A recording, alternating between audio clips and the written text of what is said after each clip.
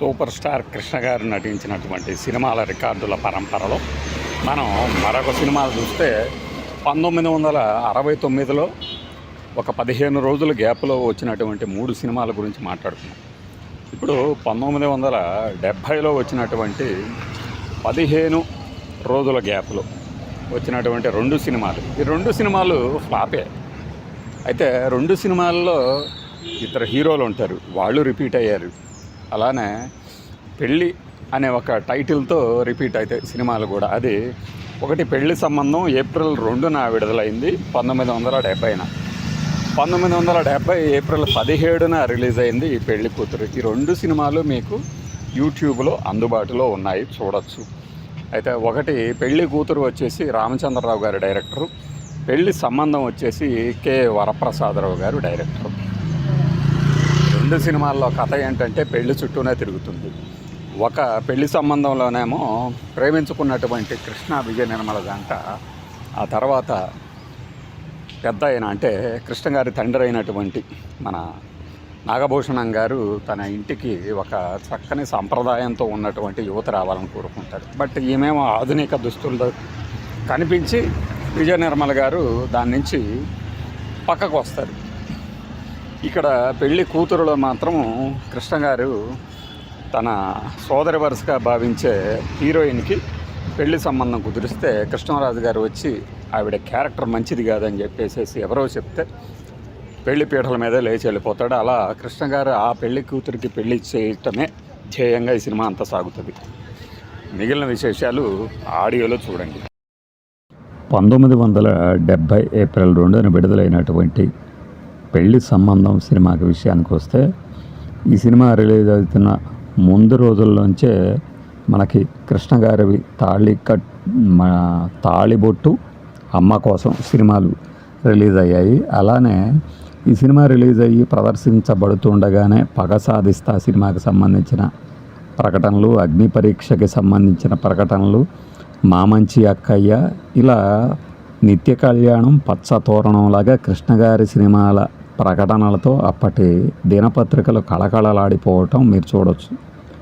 ఇక విజయవాడలో నాటి సినిమాలు అని చూసినప్పుడు ఎన్టీఆర్ గారి ఒక 4 సినిమాలు ఉంటే ఏఎన్ఆర్ గారి ఒక 4-3, మిగిలినవి అన్నీ కృష్ణ గారి సినిమాలే. అంటే వీళ్ళ పోస్టర్లు తప్పితే ఇక వేరే వాళ్ళ పోస్టర్లే కనపడినటువంటి సందర్భం. బహుశా విజయవాడలోని వాళ్ళందరికీ 70ఏళ్ళ నాటి వాళ్ళు ఇప్పటికీ సినిమాల గురించి ఆసక్తి కనుక ఉంటే ఈ వీడియో చూస్తే అది నిజమని అంగీకరిస్తారు. 1-2 ఇంగ్లీష్ సినిమాలు మాత్రం రిలీజ్ అవ్వటం ఈ విజయవాడలో నేటి సినిమాల కింద అప్పటి ఆంధ్రజ్యోతి దినపత్రికలో మీరు గమనించవచ్చు. అలానే ఎన్టీఆర్ గారి తల్లా పెళ్ళామా, ఏఎన్ఆర్ గారి మరో ప్రపంచం, ఇలాంటి సినిమాల తాలూకు యాడ్స్ కూడా మీరు పేపర్ కట్టింగ్స్లో గమనించండి. ఇది రిలీజ్ అయినటువంటి 15వ రోజున ఏప్రిల్ 17న పెళ్లి కూతురు రిలీజ్ అయింది. పెళ్లి కూతురికి రామచంద్రరావు గారి డైరెక్షన్ అయితే, పెళ్లి సంబంధానికి వచ్చి వరప్రసాదరావు గారు డైరెక్టర్.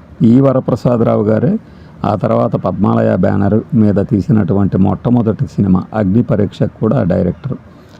పెళ్లి సంబంధం సినిమా విషయానికి వస్తే, ఈ సినిమాని మీరు మళ్ళీ కనుక చూసినట్లయితే అప్పట్లో పెద్దవాళ్ళ మధ్య సంభాషణ, సరస సంభాషణలు ఎలా ఉండేవి, సాహిత్యం ఎలా ఉండేది అనేది అర్థమవుతుంది మనకి. ముఖ్యంగా పెళ్లి సంబంధం గురించి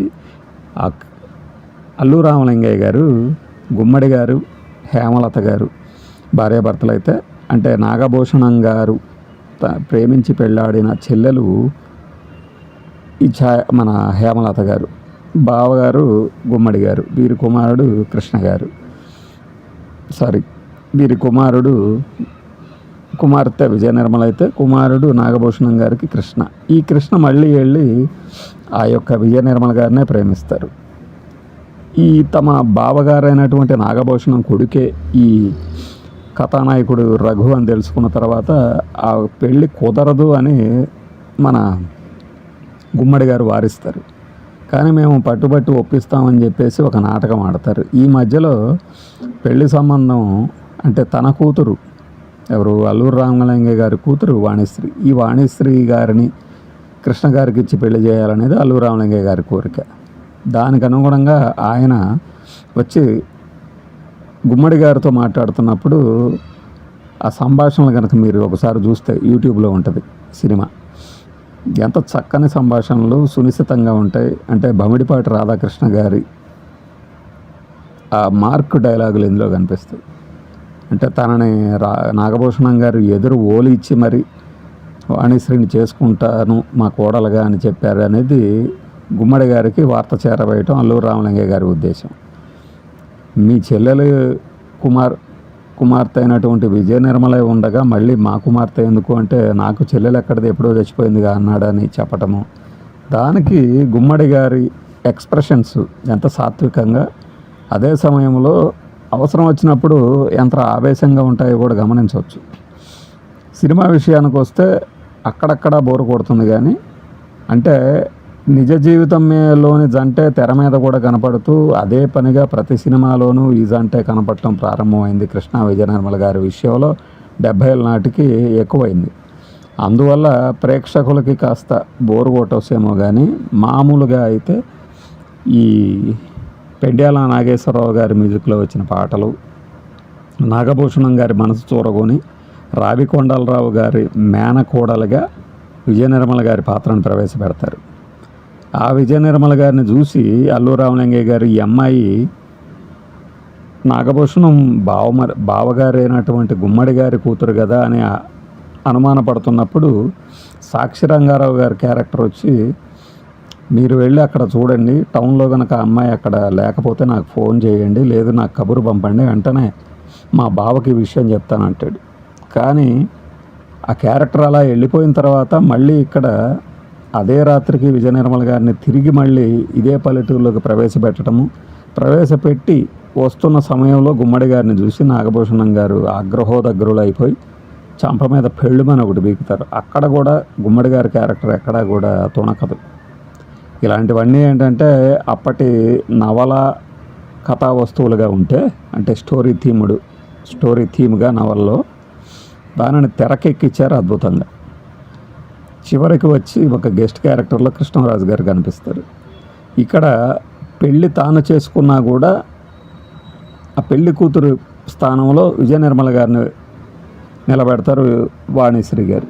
ఇలాంటి ఒక సన్నివేశమే మనం మరపురాని తల్లిలో చూస్తాం, అక్కడ మరపురాని కథలో కూడా అనుకుంటా.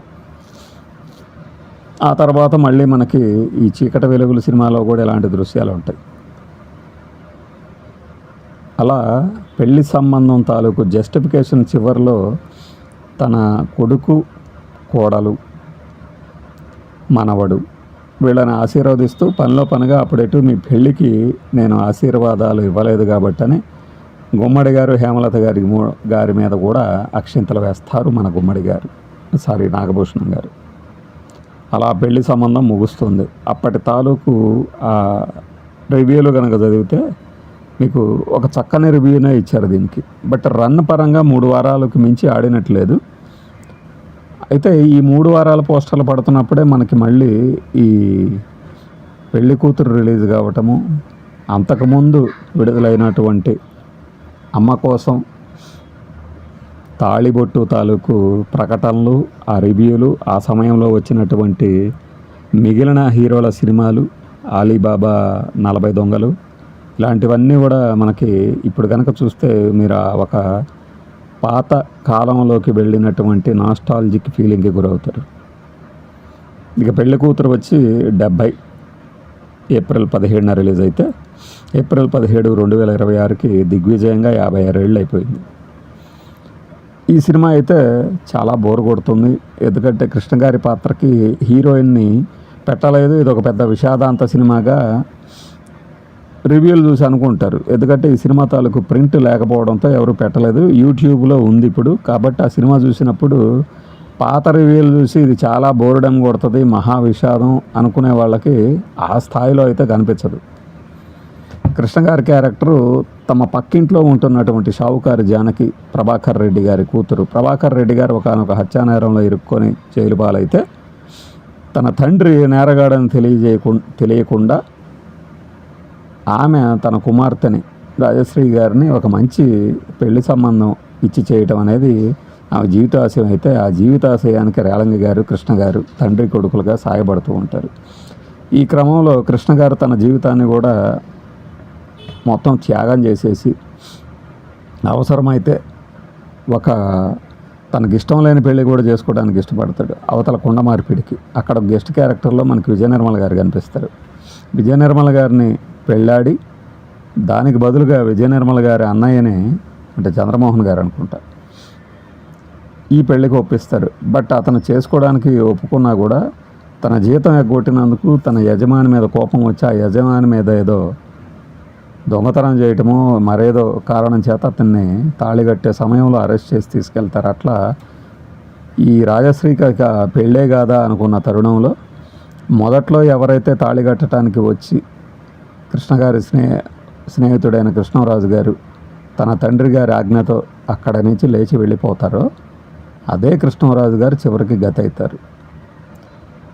ఈలోపు ప్రభాకర్ రెడ్డి గారు జైలు నుంచి రావడము, ఆ జైలు నుంచి వచ్చిన తర్వాత షావుకారు జానకి గారిని రహస్యంగా కలుసుకుంటుంటే తన తల్లి నిజంగానే కులటేమో అనుకొని భ్రమపడి అపోహ చెంది ఈ రాజశ్రీ క్యారెక్టర్ నానా విధాల మాటలు తోనలాడుతూ ఉంటారు షావుకారు జానకి గారిని. అంటే ఇంత హెవీ డ్రామా, మెలో డ్రామా, ఒక హీరోకి లక్ష్యం అంటూ లేకుండా కేవలము ఒక మంచితనం కోసం తమ పొరిగింట్లో ఆశ్రయం పొందినటువంటి ఒక మహిళకి అండగా నిలబడటమే హీరో లక్ష్యం ఇందులో. అలా ఇది ఒక తమిళ సినిమా నుంచి రీమేక్, పైగా బహుశా శివాజీ గణేశన్ గారు తీసుంటారు దీన్ని. అలా ఈ సినిమా ఏంటంటే వి రామచంద్రరావు గారు డైరెక్టర్. పైగా దీనికి వి రామచంద్రరావు గారు కృష్ణ గారితో మనం పెళ్లి సంబంధం సినిమా గురించి ఇప్పుడు మాట్లాడినప్పుడే చెప్పాం. మనకి మరపురాని కథలో, మరపురాని తల్లిలో మన వాణిశ్రీ గారు కృష్ణ గారి సినిమాలో ఆయన డైరెక్టరు. ఆయన కృష్ణ గారితో ఇంకా అంటే ఇంకొన్నాళ్ళు కనుక బతుకుంటే కృష్ణ గారి ఇమేజ్ని ఆకాశం ఏ రేంజ్కి అయితే వెళ్ళిందో ఇంకా రెండింతలు పెరిగేలాగా ఆయన క్యారెక్టర్లు తీర్చిదిద్దేవాళ్ళు అని కొంతమంది సీనియర్ అభిమానులు చెప్తుండగా వినేవాడిని నేను పేపర్లలో. అంతేగాని నాకు డైరెక్ట్గా చెప్పింది ఎవరు లేదు. ఆయన తీసిన సినిమాలు అసాధ్యుడు కానీ మరొకటి కానీ. అలా రామచంద్రరావు గారి డైరెక్షన్లో వచ్చినటువంటి ఈ పెళ్లి కూతురు అలా ఒక ఫ్లాప్ సినిమాగా మిగిలింది. బట్ మన కృష్ణ గారి అభిమానుల కోసం మనం చేస్తున్న పరంపరలో ఒక నెలలో 15 రోజుల గ్యాప్లో 1 సంవత్సరం మాత్రమే కాదు, ఆయన దాదాపు 2-3 సంవత్సరాలు ఇలా చేశారు, ఈ సీన్ రిపీట్ చేశారు. అయితే 1969 ఏప్రిల్లో అలానే చేశారు, 1970 ఏప్రిల్లోనూ అదే రిపీట్ చేశారు. 15 రోజుల గ్యాప్లో 2 సినిమాలు రావడం అనేది, ఒకే రోజు 2 సినిమాలు రావడం అనేది అరుదు. అలాంటి అరుదైన ఫీట్ కూడా కృష్ణ గారు చేశారు. బట్ ఇలా ప్రతి ఏటా ప్రతి నెలలో రావడం అనేది ఇంకాస్త అరుదు. అయితే ఈ రికార్డుకి కాస్త దగ్గరలో ఎవరు ఉంటారా అంటే ఒకే డేట్న ఒకే డైరెక్టర్ ఒకే హీరోతో దాదాపు 10 సంవత్సరాలు చేశారు. అట్లా జనవరి 1 సినిమా మన మిథున్ చక్రవర్తి గారను తాతనేని రామారావు గారు అనుకుంటా అట్లా చేసేవాళ్ళు. ఇది కృష్ణ గారికి ఉన్నటువంటి అరుదైన ఒక రికార్డు.